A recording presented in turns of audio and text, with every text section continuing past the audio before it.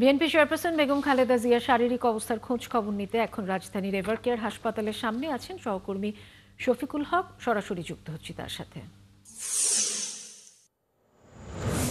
শফিকুল, আপনি এভারকেয়ার হাসপাতালের সামনে আছেন, খোঁজ রাখছেন বিএনপি চেয়ারপারসনের শারীরিক অবস্থার সবশেষ কি তথ্য রয়েছে আপনার কাছে?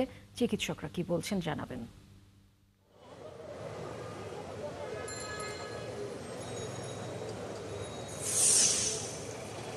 বুশরা, প্রতিবেদনে যেমনটি দেখছিলেন যে মেডিকেল বোর্ডের পক্ষ থেকে আনুষ্ঠানিকভাবে এখনো পর্যন্ত কোনো ব্রিফিং করা হয়নি। আমরা রয়েছি এবারকার হাসপাতালের সামনে এবং আমাদের কাছে সবশেষ যে তথ্য সেটি আগের তথ্যই রয়েছে আমাদের কাছে। বেগম খালেদা জিয়া সংকটাপন্ন অবস্থার মধ্যেই রয়েছেন। তবে কিছুক্ষণ আগে বিএনপির স্থায়ী কমিটির একটি বৈঠক শুরু হয়েছে বিএনপির ভারপ্রাপ্ত চেয়ারম্যান তারেক রহমানের সভাপতিত্বে। সেই বৈঠকটি গুলশানের যেই চেয়ারপারসনের রাজনৈতিক কার্যালয়, সেই কার্যালয়ে অনুষ্ঠিত হচ্ছে এবং আমরা যতদূর জানতে পেরেছি বেগম জিয়ার ব্যক্তিগত চিকিৎসক ডক্টর AJM জাহিদ হোসেন তিনিও স্কাইপের মাধ্যমে সেই বৈঠকে যুক্ত হয়েছেন এবং আমরা যতদূর ধারণা করছি আজকের এই বেগম জিয়ার চিকিৎসায় গঠিত যে মেডিকেল বোর্ড, সেই মেডিকেল বোর্ডের থেকে তথ্য উপাত্ত সংগ্রহ করে সেসব বিষয় নিয়ে পর্যালোচনা সেখানে হবে বা এই স্থায়ী কমিটির সেই বৈঠকেও কিন্তু এসব বিষয় নিয়ে আলোচনা হতে পারে এবং বেগম জিয়াকে দেশের বাইরে নেওয়ার যে একটি কথা বলা হচ্ছিল সে বিষয়ে কোনো আপডেট, কোনো তথ্য সেখান থেকে আসতে পারে কিনা আমরা সেটি জানার জন্য অপেক্ষা করছি। তবে আমরা এখন পর্যন্ত যেটি জানতে পেরেছি যে আজকে রাতে হয়তো একটি